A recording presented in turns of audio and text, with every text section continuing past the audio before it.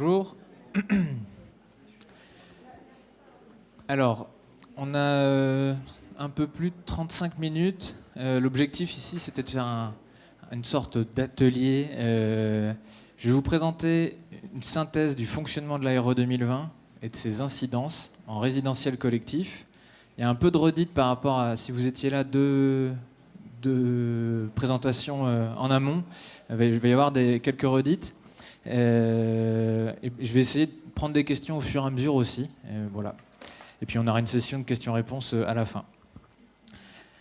Donc je me présente, David Lebanier de Pouget Consultant, des bureaux d'études thermiques, fluides, environnement.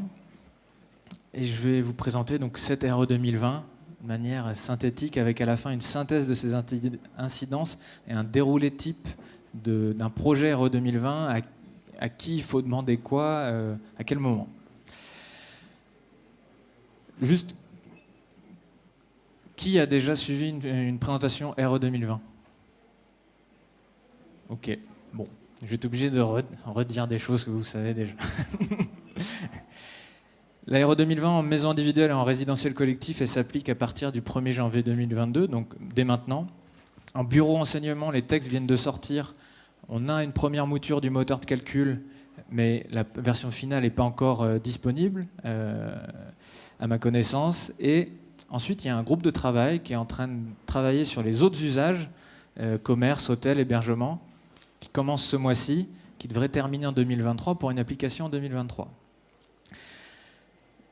Il y a une petite subtilité. Immeuble collectif, il y a une définition dans la RE 2020 qui est présente dans la RT 2012 aussi. C'est que si vous faites de l'hôtel, de l'hébergement, de l'EHPAD, du FJT, et que dans ces chambres, il y a une cuisine, eh bien, le bâtiment a le statut de bâtiment collectif, au sens de la RE 2020. Donc ça, il faut l'avoir en tête. Et il y a un petit enjeu aussi à faire cohabiter ces différents usages. Si aujourd'hui, je dépose un permis de construire avec du bureau au rez-de-chaussée et du résidentiel au-dessus, il faut faire deux calculs. Et puis il y a un petit sujet de répartition des matériaux, l'impact carbone des matériaux qui sont utilisés pour les bureaux au rez-de-chaussée. Comment on fait l'allotissement ? Voilà, il y a un petit sujet qui va sûrement être éclairci, mais il va falloir un peu de temps pour que les pouvoirs publics tranchent sur ces sujets. Les indicateurs de la RE 2020, il y a trois grands sujets, l'énergie, le carbone, le confort d'été. Côté énergie, on a le BBio qui caractérise la performance de l'enveloppe, le niveau d'isolation, l'orientation des fenêtres, la compacité. Donc ça, c'est le BBio, il existait déjà dans la RE 2020, dans la RT 2012. Ensuite, il y a le CEP et le CEPNR. CEP, c'est pour consommation en énergie primaire. On avait déjà le CEP dans la RT 2012. On comptabilise toutes les consommations. La petite subtilité, maintenant, c'est le CEPNR. On ne comptabilise dans cet indicateur que ce qui est non renouvelable, donc que le gaz et l'électricité. Le bois est égal à 0 pour ce coefficient. On verra l'utilité de ces deux coefficients. Le but du jeu, c'est de donner un droit à consommer supplémentaire aux énergies renouvelables, bois et réseaux de chaleur renouvelables. Voilà, en synthèse. Côté carbone, on a le IC Construction, impact carbone des produits de construction. Donc là, on va regarder les émissions de carbone engendrées par la fabrication des matériaux, leur mise en œuvre et leur fin de vie. C'est à différencier du IC énergie, on regarde les consommations du bâtiment, la quantité d'énergie qu'on livre sur la parcelle et les émissions engendrées. Excusez-moi, confort d'été, degré heure, nouvel indicateur qui n'existait pas dans la RE 2020, nombre d'heures d'inconfort en période estivale caniculaire. Il y a des indicateurs sans seuil, c'est l'IC bâtiment où là on comptabilise les deux impacts carbone que j'ai présentés plus d'autres, le VRD, la parcelle, l'eau, des choses comme ça. Mais il n'y a pas de seuil, c'est à titre indicatif. Et il y a le stockage carbone, c'est le nombre de kilos de CO2 qui est contenu dans les matériaux qui composent le bâtiment. Ça c'est comptabilisé, il n'y a pas d'exigence, mais vous connaissez peut-être le label bâtiment biosourcé, qui exige des kilos de biosourcés par mètre carré. Et bien maintenant, sa nouvelle manière de faire, ce sera d'exiger des kilos de carbone stockés par mètre carré. Donc cet indicateur va nous être utile. Il y a des indicateurs qui étaient attendus, notamment le bilan BPOS, qui nous servait à faire des bâtiments à énergie positive. On comptabilisait les consommations et on compensait par de la production locale. Ça n'a pas été retenu au profit du IC énergie. Pareil pour la part d'énergie renouvelable, ça n'a pas été retenu, c'était présent en maison individuelle en RT 2012, ça ne l'est plus. Ce qui nous paraît du bon sens, puisque l'énergie renouvelable, c'est, à mon sens, pas une fin en soi, mais un moyen. En tout cas, c'est un sujet moins majeur que l'impact carbone. Et le bilan énergie positive, on voit qu'on a déjà beaucoup de sujets à traiter, et ces sujets qui ont un statut plus irréversible que la production locale. Il est plus simple de rajouter du photovoltaïque, c'est pas toujours très simple, mais plus simple de rajouter une production locale a posteriori, alors que le confort d'été, l'impact carbone des produits de construction, tout ça, c'est un aspect plutôt irréversible, donc à traiter dès maintenant. Les valeurs qu'on avait en tête de la RT 2012 ne sont pas comparables à celles de la RE 2020. On a changé de méthode et surtout de surface de référence. En RT 2012, on exprimait les kilowattheures par mètre carré SRT, surface de référence thermique, qui est grosso modo la CHOB. Et puis le carbone, c'était des kilos de CO2 par mètre carré SDP. On avait 2 surfaces, dont une qui était utilisée que par les thermiciens. Maintenant, tout est ramené à la CHAB étant plus petite. La surface habitable, forcément, la même quantité divisée par une surface plus petite, ça augmente les valeurs absolues. C'est pour ça que certains journalistes ont titré cet été la RE 2020 moins performante que la RT 2012. C'était notamment pour cet aspect-là. Le BBio maintenant. Bioclimatique, ça veut dire qu'on adapte l'architecture au climat environnant. C'est pour ça qu'on fait des maisons en terre en Iran, des maisons très ajourées en Indonésie. C'est pour s'adapter au climat. Nous, en France, on fait des longères orientées plein sud, compactes. C'était ça le bon sens avant qu'on ait une profusion d'énergie. Donc c'est ça qui est dans le BBio. On regarde la forme de l'enveloppe, ses capacités à capter des apports solaires. Voilà. L'ARE 2020 nous demande de faire un gap de 30% d'efforts. Alors ce gap, il a à relativiser, je parle uniquement de logement collectif, il a relativisé en immeuble collectif puisque le gain moyen qu'on faisait en RT 2012 sur le BBio, c'était déjà moins 20%. Donc finalement, c'est un petit saut. Il y a une modulation pour les petits bâtiments. Les petits bâtiments, vous avez peut-être eu ces expériences-là. En RT 2012, c'était plus compliqué de les faire passer puisque naturellement, un bâtiment plus petit est moins compact. Et donc là, il y a une modulation qui fait qu'en dessous de 1300 m², les exigences s'affaiblissent de manière à ce que les prestations soient relativement homogènes, quelle que soit la taille du bâtiment. Ça donne un peu plus de lisibilité, alors qu'avant, un maître d'ouvrage, des fois, d'un projet à l'autre, il avait des choses différentes. Le surcoût, les incidents, c'est que c'est accessible, ce niveau d'isolation, à tous les modes constructifs, notamment l'isolation extérieure. Donc on va continuer de faire de l'isolation, notamment de l'isolation intérieure. Donc on va continuer de faire de l'isolation intérieure en grande majorité. Et le surcoût, c'est environ 30 € du mètre carré CHAB. On épaissit un peu les épaisseurs d'isolant. Je ne sais plus ce que je présente après, si je présente des prestations. Voilà. Ici, c'est des prestations type RE 2020, ce n'est pas une science exacte, reproductible, mais voilà, c'est des prestations type. Quand en RT 12, on mettait 10 dans les murs, maintenant on met 12. En RT 2012, de temps en temps, on arrivait à passer juste avec un isolant sous chape ou un isolant sous face de dalle. Maintenant, on est obligé de mettre les deux la plupart du temps. On force l'isolation en toiture, on va jusqu'à 40 cm de laine de verre, 20 cm de polyuréthane. On reste en double vitrage avec des UW plutôt standards, coffre de volet roulant plutôt standard. Pont thermique, les planchers intermédiaires, on va aller un peu plus loin que ce qui était exigé dans la RT 2012. D'ailleurs, les exigences sont les mêmes en RE 2020, mais on va souvent les dépasser. La perméabilité à l'air, c'est un sujet. 0,9. Donc, quand on était en RT 2012, on faisait des tests par échantillonnage. On met la porte soufflante à l'entrée du logement. Et quand on avait 30 logements, on se retrouvait à tester juste une partie des logements. Donc on ne traitait pas toute l'étanchéité du bâtiment, et puis souvent ça se finissait au pistolet à colle pour boucher les trous dans quelques logements. Maintenant, si on veut, on peut faire un test au global. Je mets la porte soufflante à l'entrée du hall d'entrée du bâtiment et je teste la perméabilité à l'air de l'ensemble du bâtiment. Donc là, on ne peut pas corriger au pistolet à colle au dernier moment, il va falloir que dans la manière de mettre en œuvre, qu'il y ait un changement des méthodes. Si vous faites un test au global, vous obtenez une valeur de 0,9. On prend cette valeur de 0,9 dans le calcul. Si vous faites un test par échantillonnage, c'est toujours possible, mais vous serez pénalisé de 20%. C'est-à-dire qu'on augmente le résultat de 20%. C'est pour nous inciter à faire du test au global. Les acteurs qui font ces tests ont les machines, on le fait en tertiaire, on le fait régulièrement en résidence étudiante. Voilà. Donc ça va être amené à augmenter. Néanmoins, au vu de l'enjeu technique qu'il y a à traiter l'ensemble du bâtiment, notamment des parties communes, des choses auxquelles on n'a pas l'habitude de porter attention. Je pense qu'on va encore faire beaucoup de tests par échantillonnage. Est-ce qu'il y a des questions sur le niveau d'isolation? C'est clair pour tout le monde? Oui. La question peut-être ça n'a rien à voir avec le logement. Je m'en demande en fait sur les immeubles de bureaux. Oui. Alors, je ne vais pas parler des immeubles de bureaux, mais néanmoins, on a fait des tests.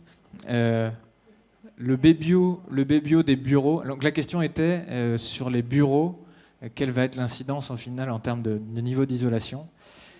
Donc, ça va être renforcé dans le même ordre. Est-ce qu'on priorise aussi l'isolation à l'intérieur ou c'est plutôt à l'extérieur? Il y a un sujet plus fort sur le confort d'été dans les bureaux, ce sera un peu plus sensible que ce que je vais vous présenter ici. Vous allez voir qu'on ne va pas beaucoup bousculer les solutions de conception, la conception des bâtiments résidentiels collectifs. La RE 2020 va être un peu plus dure pour les bureaux et dans de nombreuses zones climatiques, il y aura des exigences de confort d'été qui vont avoir une incidence sur le confort dans les bureaux et notamment peut-être nous inciter à amener de l'inertie, donc à faire de l'isolation extérieure. Mais l'isolation intérieure n'est pas très présente dans les bureaux. Donc ça ne va pas être un changement de manière de faire radical. Oui. Oui, bien sûr, oui. Si vous êtes inscrit, vous avez accès à la vidéo, je crois, et au support. Degré heure d'inconfort. Donc on avait déjà un indicateur en RT12, mais qui n'était pas très fiable et pas dimensionnant les seuils, voilà, à tel point qu'on l'a souvent oublié. C'était la TIC. Pour les autres indicateurs, on prend un climat moyen des 10 dernières années. Pour celui-ci, on va modéliser notre bâtiment pour la canicule de 2003. Ici, à droite, vous avez des petites billes. Les petites billes bleues représentent les vagues de chaleur plausibles avec le climat du siècle dernier.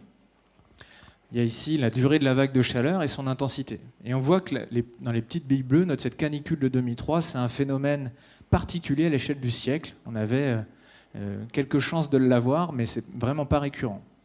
En rouge, les petites billes qui symbolisent les canicules qu'on aurait si on n'infléchit pas radicalement nos émissions carbone. Et on voit que cette canicule de 2003, donc c'est un scénario au plus 4 degrés, je crois, ou 5 degrés, à peu près vers quoi on va, puisque visiblement, collectivement, on a du mal à se mettre d'accord pour diminuer nos émissions.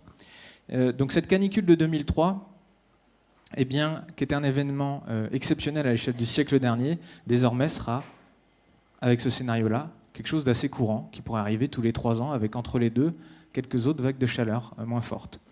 Donc l'intérêt d'avoir cette canicule de 2003, c'est qu'on l'a tous vécu, elle nous parle à nous tous. Comment on calcule? Eh bien, on va regarder chaque heure dans le bâtiment.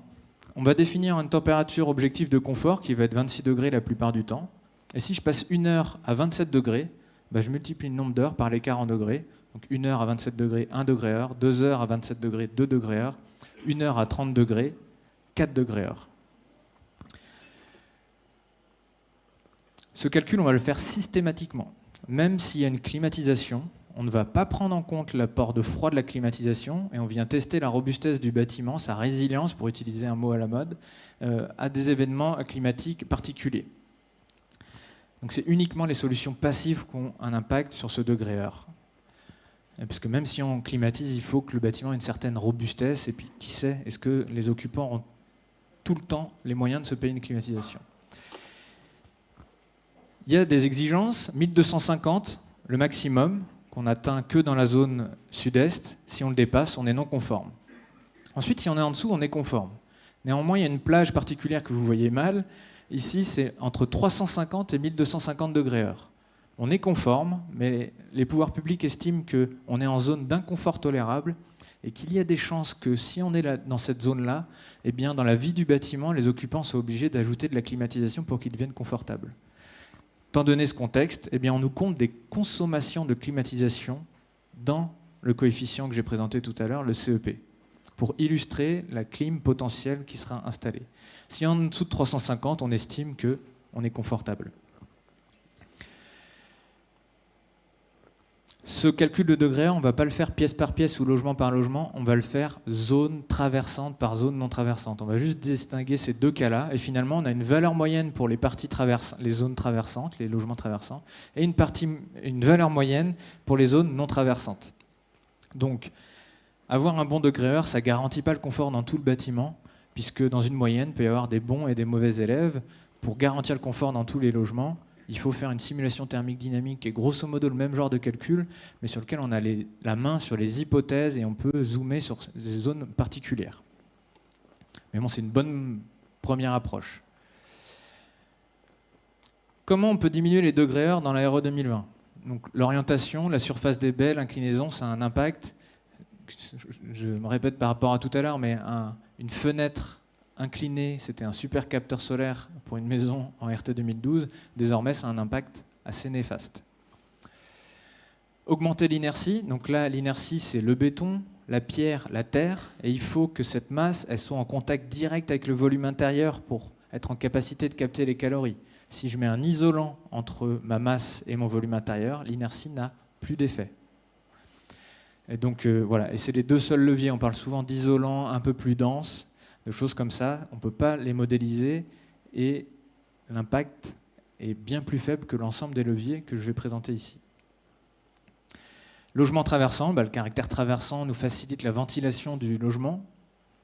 Le brasseur d'air, c'est pas bon signe de voir ça arriver dans la réglementation. Donc là, on ne diminue pas la température, mais on augmente la vitesse de l'air et donc on diminue la température ressentie. La gestion des occultations, ça marche très bien. En maison individuelle, c'est le petit bouton magique.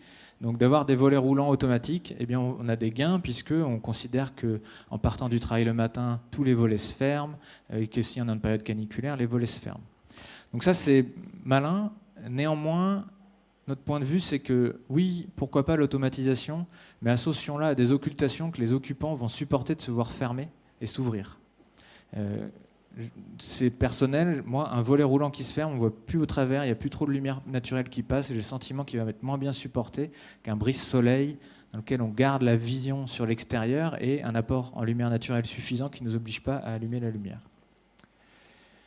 Le ratio d'ouverture des baies, ça, petit point d'intention qu'on peut oublier, une fenêtre coulissante dans une chambre, ça peut donner des surfaces de ventilation assez faibles, finalement, si on n'a pas augmenté la surface. Dans le salon, ça ira parce qu'on a souvent des grandes surfaces, mais un ouvrant coulissant dans une chambre, avec des surfaces de baies classiques, ça ne suffit pas.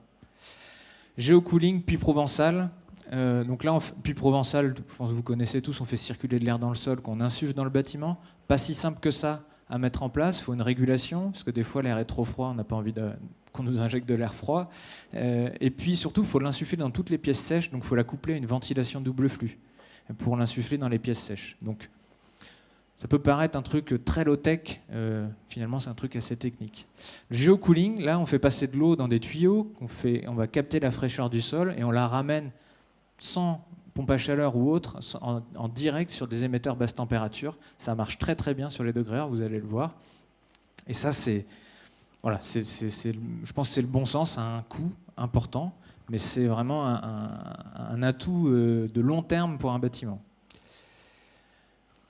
Autre point, la perméabilité des occultations, c'est une notion nouvelle de la RE 2020. Donc ici, vous avez les occultations les plus perméables et les moins perméables, donc les classiques. Donc plus on est ajouré, plus on est perméable. Pourquoi ça a une incidence ? C'est une incidence parce qu'on considère qu'un occupant qui a une occultation perméable, c'est-à-dire qui laisse passer l'air, eh bien le soir, l'un des gestes les plus efficaces en période de canicule, lorsque la nuit reste fraîche, c'est d'ouvrir ses fenêtres pour ventiler le logement. Sauf qu'on perd en intimité. C'est dur un vis-à-vis de dormir la fenêtre ouverte. Et puis si on habite au rez-de-chaussée, au R+1 ou au dernier niveau, on peut être un peu inquiet d'une intrusion en pleine nuit. Donc dormir avec la fenêtre ouverte avec ce genre d'occultation, eh bien on a l'esprit un peu plus tranquille, donc on ouvre un peu plus la fenêtre. Et donc à partir de 50%, d'augmenter n'a plus trop d'intérêt, en tout cas dans la RE 2020. Donc on va être amené à mobiliser des occultations perméables. Elles ont une autre incidence qui n'est pas considérée dans la RE 2020, c'est que une occultation qui laisse passer la lumière, eh bien, les occupants vont les fermer plus. Moi, ça ne m'embête pas du tout de passer 2 semaines de canicule avec ça de fermer 24 heures sur 24. Avec un volet roulant, moins.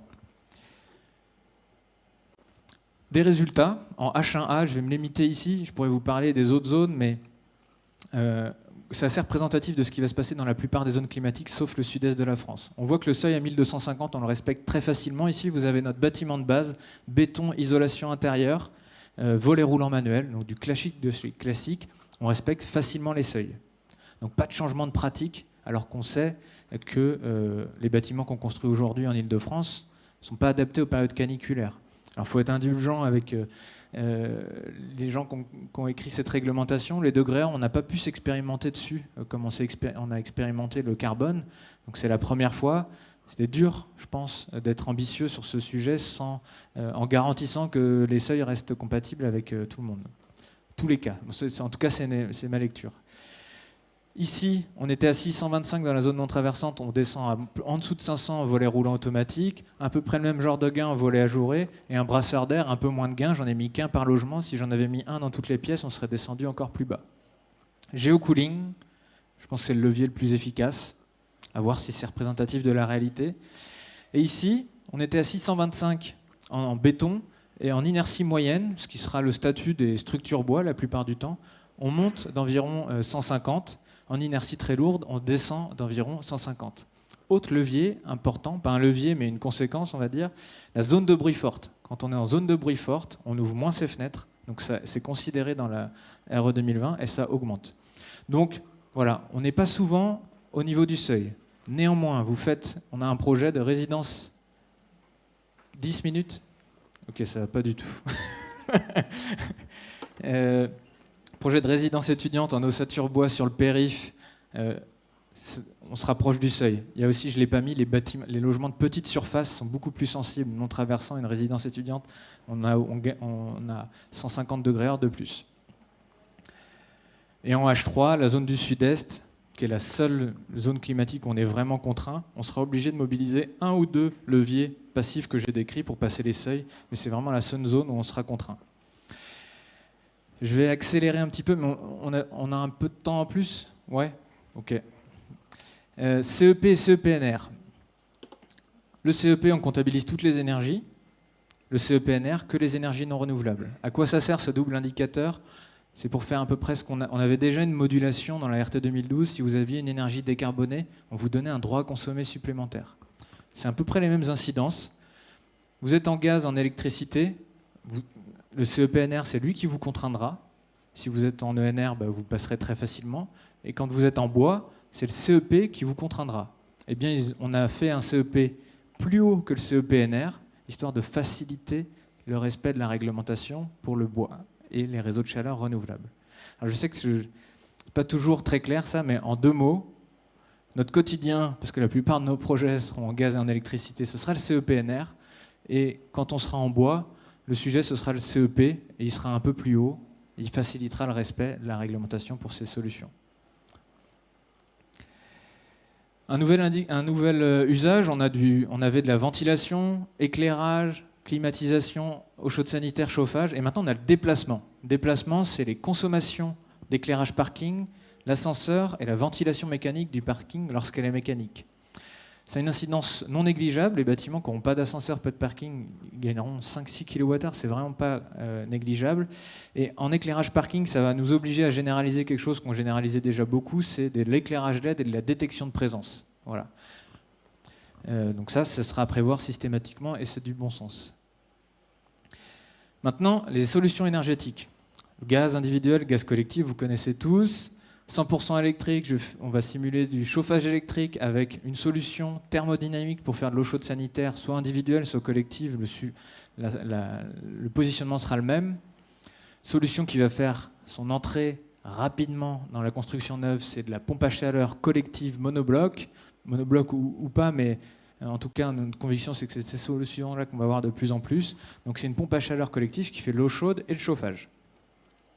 Ensuite, des solutions dites hybrides. Alors hybride, ça ne veut pas dire forcément deux systèmes sous un même capot, ça veut juste dire deux générateurs différents qui interviennent pour les mêmes usages. Hybride, gaz collectif plus une pompe à chaleur collective qui fait l'eau chaude sanitaire. La PAC intervient sur l'eau chaude, le gaz fait l'appoint de l'eau chaude et 100% du chauffage. Et un réseau de chaleur, j'ai pris le réseau de chaleur de la ville de Paris. Notre CEP, donc les consommations d'énergie, eh bien, on voit qu'il contraint deux acteurs. Le chauffage électrique qui était déjà contraint en RT12, toujours possible de respecter les seuils, mais là, on a un niveau d'isolation qui est plus compatible avec l'isolation intérieure. Façade bois, isolation extérieure, il faut y aller franchement. Ça peut avoir sa cohérence. On a des émetteurs robustes et des très faibles besoins. Le gaz collectif, suivant les caps, va dépasser les seuils, donc il y aura un petit surplus d'isolation à prévoir pour faire passer le gaz. Mais autrement, les autres solutions, le gaz, c'est soit on isole un peu plus, soit on lui associe une pompe à chaleur pour passer. Ça, c'est le CEP. Donc en conclusion, gaz collectif un peu contraint, chauffage à effet Joule très contraint. Il y a deux indicateurs qui vont contraindre les systèmes, puisqu'on a à côté de ça le IC énergie, l'impact carbone des consommations d'énergie. Ce IC énergie, eh bien, il va défavoriser le gaz, puisqu'on considère 227 grammes de CO2 émis par kilowattheure gaz, alors qu'en électricité, on est entre 64 et 79, en bois, entre 24 et 30. On va commencer avec un seuil plutôt d'apprentissage. On va voir qu'il ne va rien changer, ce seuil. On pourra tout faire avec ce 560. Et en 2025, on durcit à 260. Et là, ça va être significatif, ça va avoir un impact significatif sur les systèmes. On retrouve le même graphique pour le IC énergie avec les mêmes systèmes, du 100% gaz, avec le seuil en bleu 2022 et le seuil en orange 2025. 2022, personne n'est embêté. 2025, et je rappelle qu'on va nous l'exiger rapidement dans des actes, dans des labels, dans le Pinel+, eh bien, plus de gaz, c'est impossible. Gaz plus solaire, le solaire c'est une superbe énergie, mais c'est pas associé à la bonne énergie. Donc le gaz plus solaire, c'est possible, mais il faut faire des efforts vraiment significatifs sur l'isolation, ou alors faire intervenir le solaire, non pas que sur l'eau chaude sanitaire comme on le fait, mais sur le chauffage, ce qui reste pour le moment un marché vraiment de niche. Les solutions électriques passent très bien, et notre réseau de chaleur de la ville de Paris, lui, ça va être dur. Malgré qu'il est relativement bas carbone, à 160 grammes de CO2, il n'arrivera pas à passer. Et là, j'ai mis une petite subtilité, c'est qu'en 2025, on donne un droit à consommer au réseau de chaleur. Malgré ça, il n'arrive pas à le passer. Alors, il pourra passer devant une commission et dire « Moi, j'ai un projet de décarbonation à 5 ans et je prévois d'avoir cet impact carbone-là et nous, on pourra valoriser cette valeur dans nos calculs. » Tant qu'il n'a pas fait ça, ça va être compliqué. Donc en synthèse, 2022-2025, pas d'incidence, 2025-2031, 100% gaz impossible, gaz plus solaire très difficile, hybride, j'en ai pas parlé, excusez-moi, gaz collectif plus une PAC qui fait l'eau chaude sanitaire, on passe pas les seuils mais c'est faisable en surisolant. Ça c'est du connu, du maîtrisé, on en fait déjà beaucoup, c'est ce qui a remplacé le solaire thermique. L'innovation qui va arriver, c'est une pompe à chaleur qui s'associe à du gaz et qui fait aussi du chauffage. Et si la pompe à chaleur elle arrive à faire 50% du chauffage, on passe les seuils largement, sans problème, sans surisoler. Donc le match, vraiment 2025, ça va être pompe à chaleur collective 100% thermodynamique versus solution hybride. Ça peut être rassurant pour un certain nombre d'acteurs, l'hybride. Néanmoins, attention à ne pas surdimensionner la chaudière, parce que le risque, c'est que dans la vie en œuvre du bâtiment, l'entretien de la pompe à chaleur soit négligé et puis que ce soit la chaudière qui fasse tout. Donc pourquoi pas de l'hybride pour nous, mais c'est le gaz, on le dimensionne avec parcimonie, qui est une intervention vraiment dans les cas critiques et que ça ne puisse pas fonctionner tout seul, parce que ce retour-là, on a mis beaucoup de panneaux solaires qui n'ont servi à rien et on a eu quelques cas où en retournant sur les sites, on se rend compte que la pompe à chaleur ne tombe pas. IC Construction, impact carbone, donc là je suis complètement dans les choux au niveau du temps. Impact carbone des produits de construction. On fait la comptabilité de tous les matériaux qui sont présents dans le bâtiment et on leur associe une valeur d'impact carbone. Il y a différents types de données environnementales dans lesquelles on va trouver cet impact carbone. Des données individuelles, c'est un industriel qui justifie son impact carbone pour sa référence commerciale. Des données collectives, c'est un groupe d'acteurs qui se rassemblent pour définir une fiche qui correspond à l'ensemble de leurs produits. Et valeur par défaut, quand les filières n'ont ni l'argent ni le temps de faire jusqu'à maintenant des fiches, eh bien l'État définit des valeurs par défaut qui sont très pénalisantes, 2 à 3 fois plus pénalisantes. Il y a des modulations des exigences. Je passe très rapidement, mais un petit bâtiment, on va lui demander plus d'efforts, notamment parce qu'il n'a souvent pas d'ascenseur. Donc attention si vous avez un ascenseur sur votre petit bâtiment. Et un grand bâtiment, on lui demande un peu plus d'efforts. Grand bâtiment, souvent, c'est compact. On mobilise moins de matière au mètre carré, donc on peut aller un peu plus loin. Un gros sujet, l'infrastructure. c'est pas le maître d'ouvrage qui choisit de faire un parking ou non, c'est pas non plus lui qui choisit d'avoir des fondations spéciales quand il a des sols de mauvaise qualité. Donc finalement, il y a des modulations qui font que, fondation profonde ou pas, sous-sol ou pas, l'incidence est très faible. En 2 mots, pour les infrastructures, des fondations superficielles, c'est 35 kg de CO2 sur les 740 au total. Si je mets un sous-sol, je monte à 70, sauf que tout ce qui est au-delà de 40, eh bien, le seuil rehausse d'autant. 70 à 40, j'ai 30 kg de CO2 au-delà de 40, donc mon seuil rehausse d'autant. Donc on comptabilise l'impact carbone, mais ce n'est pas contraint. Alors ça a un travers, c'est que ça n'incite pas à décarboner le sous-sol, parce que de toute façon, si je fais des gains, le seuil redescend aussi. Voilà. Mais je pense que ça facilite l'application sur les cas. Même système pour le VRD, pour les parkings en VRD. Donc un résultat typique de ce qu'on a, 730 pour un niveau 2020 à 749. Il y a des bâtiments qui passent moins bien, ceux qui sont très peu compacts, qui ont beaucoup de matériaux qui sont sollicités dans le bâtiment, et des bâtiments qui passent mieux, un petit intermédiaire, compact, sans ascenseur, fondation légère, avec les reprises de charge qui plombent, pas de reprise de charge dans les dalles et autres, et une toiture en charpente à la place d'une toiture terrasse, lui, il peut se rapprocher des seuils 2025. Donc on va apprendre à détecter quels sont les éléments qui font qu'un bâtiment est carboné ou pas. Le CVC fluide, qu'on ne prenait pas en compte en E+, C-, désormais on le comptabilise. On va comptabiliser les gaines, les émetteurs, tout, les chaudières et les ballons. Ça représente 25%. Les petites fautes, c'est pas 183, mais le second œuvre, c'est 32%. Et puis, superstructure, un autre gros tiers. Dans ces 740, il y a encore 190 kg de valeur par défaut pénalisante. 40 sur les lots architecturaux, on sent qu'on n'a plus trop de valeur par défaut. Par contre, sur les lots CVC fluides, on est au début du chemin et on a beaucoup de valeur par défaut. Au fur et à mesure que la base Ignace va se garnir, que les acteurs vont justifier leur impact carbone, eh bien, demain, dans 1 an, je refais l'ACV, l'analyse de cycle de vie de ce bâtiment-là. Je vais sûrement avoir une valeur plus faible, vu qu'on aura des valeurs optimisées. Donc aujourd'hui, si vous essayez d'atteindre le seuil 2031, vous n'y arriverez pas, ou alors sauf cas particulier, ça ne veut pas dire que ce sera inatteignable en 2031. En 2031, ce sera beaucoup plus facile à respecter. Moi, si j'avais à parier, un bâtiment qui respecte les seuils 2025, je pense que dans 4 ans, si on refait l'ACV, il respectera le seuil 2028. Mais personne ne sait vraiment quelle va être l'incidence de ces futurs seuils, puisque personne ne connaît le futur de ces données environnementales. Là, ici, j'ai fait la liste des points qu'il faut avoir en tête quand vous regardez un projet pour savoir si lui, il risque d'être contraint ou non par la RE 2020. Est-ce qu'il est compact ? Alors, on n'est pas obligé de faire des blocos, mais un bâtiment très découpé va avoir un peu plus de mal à respecter les seuils. Est-ce qu'il a des finitions extérieures qui sont différentes de l'enduit ou du bois ? L'enduit, c'est un très faible impact carbone. Sur d'autres matières, on a un peu plus impacté. Est-ce qu'il a un ascenseur alors que c'est un petit bâtiment ? Tout à l'heure, on a dit qu'on durcissait les seuils quand on avait un petit bâtiment. Si on a un ascenseur pour une raison X ou Y, eh bien, on va être pénalisé. Un sujet dont je n'ai pas parlé, fabriquer une chaudière gaz émet moins de carbone que fabriquer une pompe à chaleur. Donc vous mobilisez une pompe à chaleur parce que vous voulez être en avance sur les seuils 2025, eh bien ça va alourdir votre impact carbone. Parce que c'est une réalité, je pense, fabriquer une pompe à chaleur émet plus de carbone qu'une chaudière gaz. La rentabilité est très bonne, on économise très vite à l'usage les émissions qu'on a engendrées. Et aussi, on n'a que des valeurs par défaut pour les caractériser. Et puis on a encore des fluides légèrement émissifs. Donc pour le moment, mobiliser une chaudière, même tout système de production de chaleur un peu particulier, soyez attentifs, on va mobiliser du solaire, une chaudière bois qui a plus de ballons de stockage, des pompes à chaleur, il faut l'anticiper. Donc ça semble un peu contre-productif puisqu'on nous demande de décarboner et puis finalement les solutions décarbonées sont pénalisées ici. Mais voilà.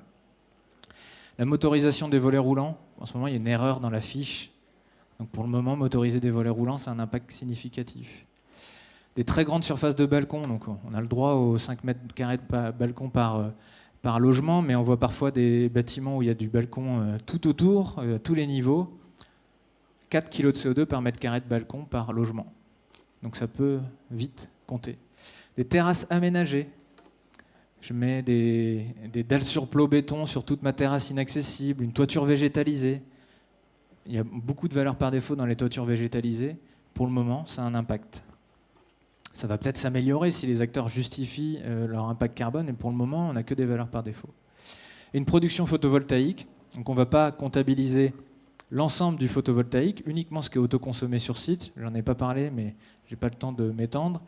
Mais voilà, malgré tout, produire du photovoltaïque localement, ça va avoir une incidence sur le IC Construction. Normalement, avec ça, vous savez identifier. Et si vous avez identifié l'un de ces points, il faut demander à votre bureau d'études de dire, voilà, ça pèse combien, c'est quoi les alternatives en amont. Un graphique où on ne voit pas grand-chose. Là, j'ai mon cas en béton, qui est à 730 pour 760. Je fais un cas en bloc façade parpaing, on gagne 15. Je garde ma structure béton, mais je vais au bout du bout en termes d'optimisation du second œuvre. Parquet massif, moquette recyclée, peinture recyclée, menuiserie bois, volet battant bois. On est vraiment au bout du bout. Eh bien, on arrive à avoir un gain significatif et on pourrait même passer les seuils 2025. Ici, façade rideau bois. Donc je garde ma structure... C'est fini. Ok. Je garde ma structure béton et je mets une façade rideau bois. Là, ici, l'impact est différent suivant le type de finition qu'on met. Si je mets une bardage bois, c'est très bénéfique. Si je mets une façade, un bardage acier, ça l'est toujours, mais un peu moins. 100% bois, structure CLT, c'est le plus caricatural. Il y a beaucoup de bois. On arrive à passer les seuils 2028. Si on est en enduit, si on est compact, dès qu'on va avoir un peu d'expression architecturale un peu plus poussée, on aura du mal à passer les seuils 2028. Ou une pompe à chaleur. Là, je suis en gaz individuel. Dès que je vais mobiliser une pompe à chaleur, on prend 50 degrés. Béton bas carbone plus second œuvre optimisé, ça pourrait passer les seuils 2025 voire 2028. Donc respecter l'Aéro 2020 en 2025 les seuils 2025 en 2025 sera plus simple que de les respecter dès aujourd'hui.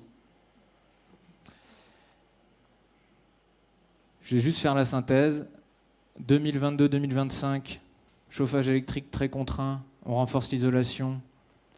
Phase d'apprentissage légèrement dimensionnante, on l'a vu, de temps en temps on ne va pas passer les seuils, plus 30 € du mètre carré chab. À partir de 2025, gaz impossible, chauffage électrique toujours contraint, hybride, renforcement de l'isolation variable suivant le niveau d'hybridation, réseau de chaleur, pompe à chaleur, tout ça, ça passe facilement. Et là, on va décarboner. Je pense que pour passer les seuils 2025 en 2025, pas dès aujourd'hui c'est compliqué, mais en 2025, on n'aura pas un chamboulement total des modes constructifs. On aura juste voilà, on pourra se permettre, par exemple, d'améliorer que le second œuvre. Je ne sais pas ce qui va vraiment se passer, mais c'est ce que je pressens.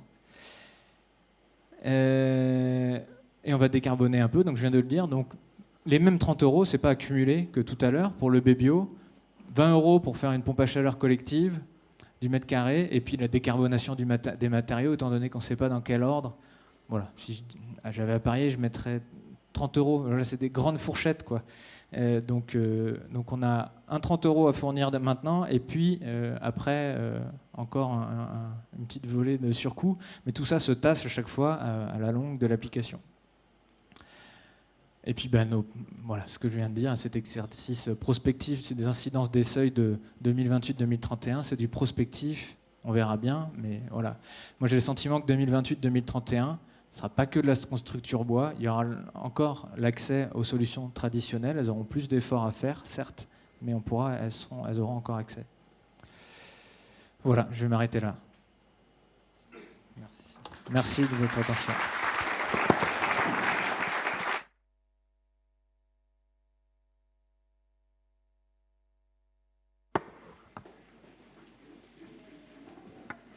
J'ai un dernier point.